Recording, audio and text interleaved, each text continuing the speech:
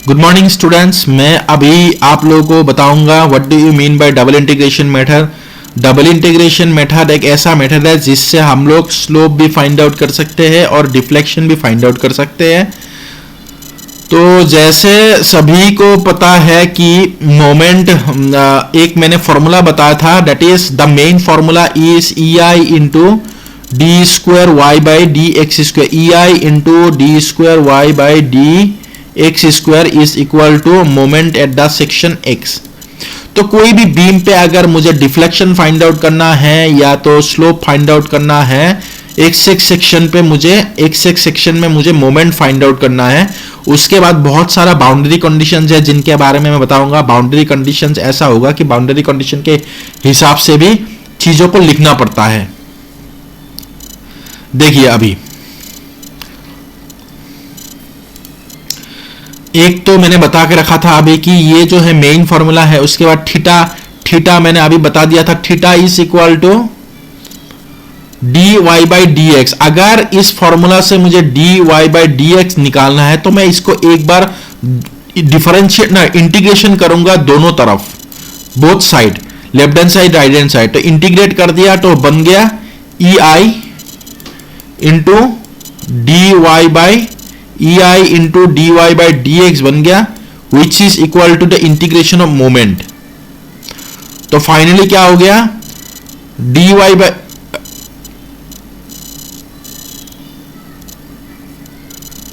तो फाइनली ये हो गया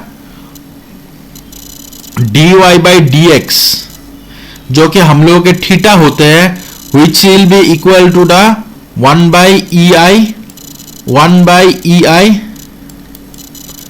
D square Y by D X square. इसको अगर इंटीग्रेट किया तो ये बन जाएगा D Y by D X. So D Y by D X will be equal to the 1 by E I into the integration of M X D X. मतलब ये जो मेन इक्वेशन है, इसको अगर मैं एक बार इंटीग्रेट करता हूं दोनों तरफ तो हम लोग के पास थीटा आएगा। अगर मैं फिर से थीटा को अब ये अगर मैं इस इक्वेशन के इंटीग्रेट करूंगा तो मेरे पास डिफ्लेक्शन की वैल्यू आ जाएगा। तो deflection is equal to direct integration of theta D X. या तो मैं ये जो मेन इक्वेशन है इसको मैं दो बार इंटीग्रेट करता हूं तो मेरे पास डिफ्लेक्शन आ जाएगा। तो ये चीजें याद रखना है हमें कि मेन फॉर्मूला है उसको सिंगल इंटीग्रेट करेंगे तो हम लोगों के पास थीटा आ जाएगा, डबल इंटीग्रेट करेंगे तो डिफ्लेक्शन आ जाएगा। So this is the formula for the double integration method, जो कि मेन मेथड है हम लोगों के।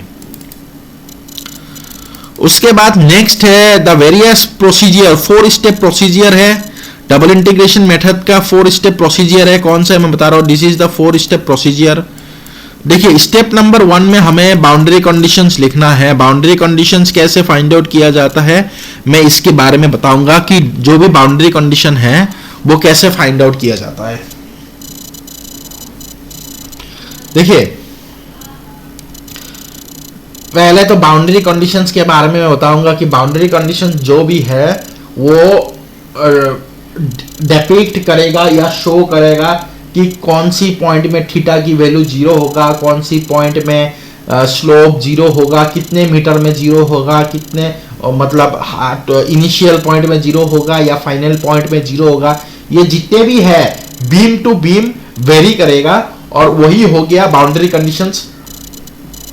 अब मैं आता हूं नेक्स्ट, मुझे लिखना है जो मेन इक्वेशन है इसके बारे में लिखना है। उसके बाद मैं एक बार उसके बाद मैं उसको डिफरेंशिएट करूंगा, solve governing equation by integrating मैं उसके बाद इसको इंटीग्रेट करूंगा एक बार तो मेरे पास आ जाएगा थीटा। दूसरी बार इंटीग्रेट करूंगा तो मेरे पास आएगा डिफ्लेक्शन। उसके बाद बाउंड्री कंडीशंस को मैं सब्स्टिट्यूट कर दूंगा।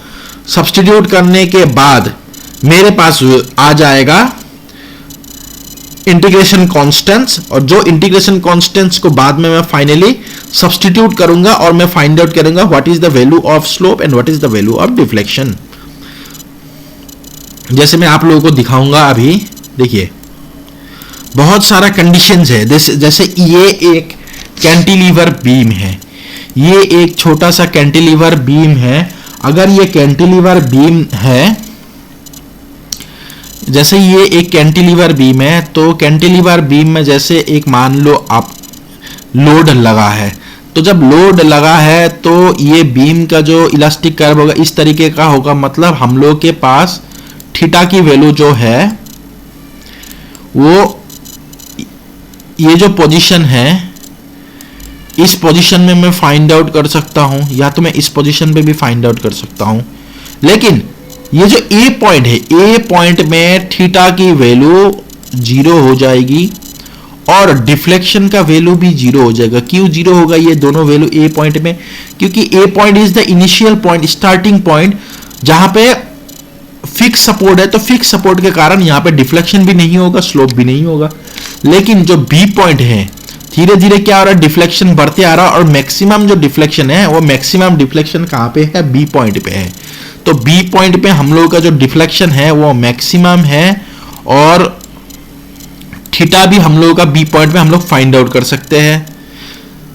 तो अभी हमें लिखना यह है कि अगर इनिशियल पॉइंट ये है तो L इज इक्वल टू 0, यहां पे L is equal to maximum, that is L। So L is equal to 0 पे हमें लिखना है boundary condition theta is equal to 0, y is equal to 0, और L is equal to L में लिखना है boundary condition theta is present but deflection is also present. और हमें यह भी चीज देखना है कि मोमेंट कहां पे 0 होगा। तो देखना यह है कि इस बीम में मोमेंट कहीं पे भी 0 नहीं है। क्यों नहीं है? क्योंकि फिक्स सपोर्ट जहां पे रहेगा वहां पे मोमेंट की वैल्यू होगा। अगर फिक्स सपोर्ट के जगह में कोई भी सपोर्ट रहते,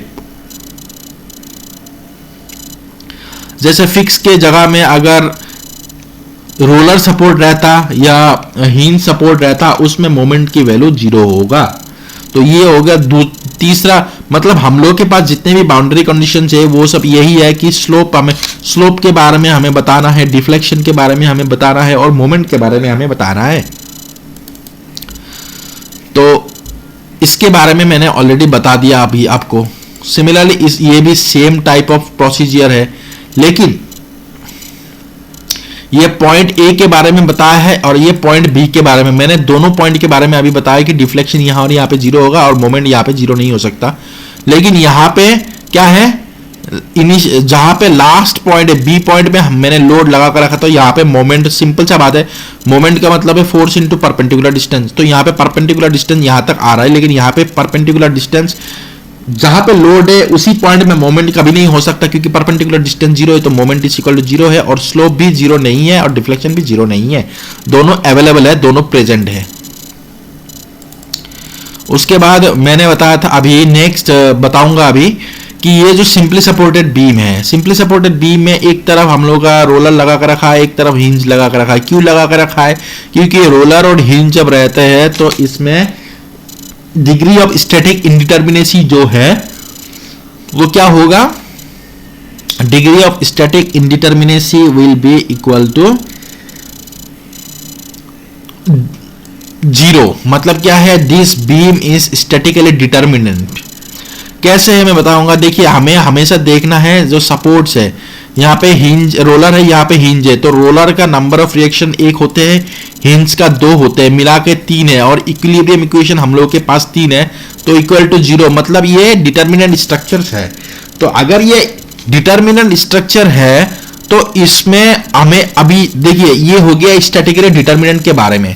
अब मैं दूसरा चीज देखूंगा कि कहां कहां पे डिफ्लेक्शन 0 होगा, कहां कहां पे स्लोप 0 होगा, कहां कहां पे मोमेंट 0 होगा। देखिए, ए पॉइंट और बी पॉइंट में हिंज एंड रोलर है,